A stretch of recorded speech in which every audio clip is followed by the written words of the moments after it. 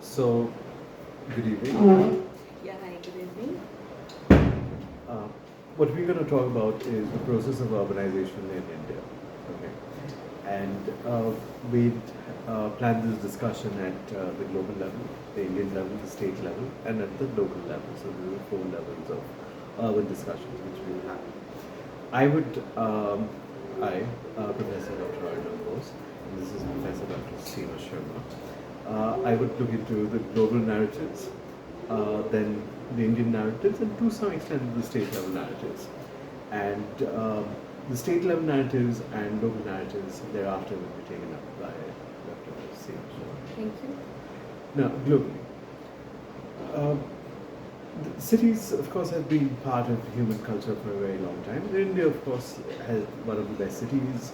You can talk about the Indus Valley civilization having one of the best cities during that time. And right now, of course, we don't consider India to have any good cities, and it's mostly dominated by Europe or North America in terms of cities. Now, the and generally the idea of cities is that either you have a centralized planning thing, which is an inorganic growth model, and you also have the organic growth model. I'll take one name over here where people have said, who have studied cities for a very long time, let's say Richard Florida. They have said that organic growth, or not completely centralized planning, but some kind of planning, but kind of incremental planning, multi-stakeholder planning is more beneficial um, for city development than other cities. Okay. So we have two kinds of planning, which is centralized planning, and which is inorganic, and the other one is multi-stakeholder planning, which is organic, incremental. That is at the global level. Okay. Another thing is, which is common to good cities, is that there is a decentralized decision making. Okay. Globally, all cities which are ranked pretty high in terms of livability, etc., you generally find that there is decentralized decision making. India, of course, does not have decentralized decision making at all. Now, of course, during the 1990s, there was something called the 74th Amendment of the Constitution, which essentially said that there can be some kind of local governance. However, what they did say is that you can only have, say, certain elected representatives who really did not have any power to do anything. Okay, something which will be validated by Dr. Seema Sharma, who has worked at the local level, and the method by which we study cities is embedded ethnography. Okay, so we become part of the kind of decision-making frameworks which is available in urban local For bodies. example, right now we have been embedded ourselves in these areas of Delhi NCR from last, I think, 4.5 years, exactly for research purpose, and I think almost 10 years for being a resident.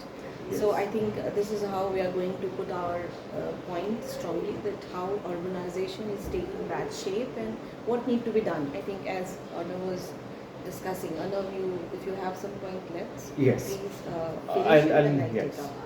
So so I'm just winding up right now. So what we said was the theoretical structure globally which exists for cities. There are many theoretical structures. I just talked about one, which is the organic and inorganic model. And also I talked about decentralized decision making. And all good cities have decentralized decision making framework, whereas India does not. So we do have a local government, which is that sometimes we elect local body leaders, okay, parshads, etc., or city councillors, but they can't actually take any decisions which goes from the state government capitals. Okay. Now, another last point which I'd like to mention is that India does have the worst cities in terms of air quality, etc., etc. However, the intercity infrastructure, for example, highways, airports, electricity lines, they exist, and in fact there has been a huge boost to that in the last 10 years. So the intercity infrastructure has been really good. It's the intra-city infrastructure, the mohalla level, the local level, that has not taken shape yet. Okay, so our focus will be essentially on those kind of topics, and of course the 74th Amendment does not have that. Another last point, uh, you would think that yes, the urban local bodies would ask for a lot of money because there's a lot of work to be done. However, very strangely, what has happened is whatever is allocated to the urban local bodies, they don't even utilize that. So, to figure out these anomalies, I'll pass the baton to Dr. Sharma. Yeah, thank you, Arnav. It's such a important point which you have taken out here, and we are going to discuss it. But the problem is that this is going, you know, to a long way, because it's not going to get. No one can summarize the whole situation in a small, you know, in 2 minutes or 5 minutes of video. But nevertheless. First of all, I would like to wish Happy Diwali, belated Happy Diwali, because yesterday was the day, and today is the next day of the Diwali. You can see that we are well equipped with the nature, the plants and all, to take in, you know, air pollution thing should be taken care. So, well, as what we can do at the local level, you know, individual level, we have been trying our best to, you know, take care of polluted air. But nevertheless, if I'm going to talk about local stakeholders and urbanization at the level of local area, let's take a few examples. Like one I'm going to take is the Rajnagar extension, which is very newly developed area. The other one I'm going to take is Indirapuram, which is not new. It's quite old, you can say, like 30-40 years old, well established, well populated, and now it's overpopulated and flooding out, you know, with the population. So now people have started moving from Indirapuram to Rajnagar extension and Noida, Greater Noida. That is one. And the third, which I think you will be better to take that in this conversation, is Gurgaon. Like Cyber City is one of the example, DLF Cyber City. Now coming back to the first case which I'm going to take is Rajnagar extension. The biggest difference in Rajnagar extension and Indirapuram is that what Arnav was saying, organic inorganic growth of urban spaces, that Indirapuram was developed by the GDA, Ghaziabad Development Authority, and Rajnagar extension is being developed by builders, local builders. So this is organic, right?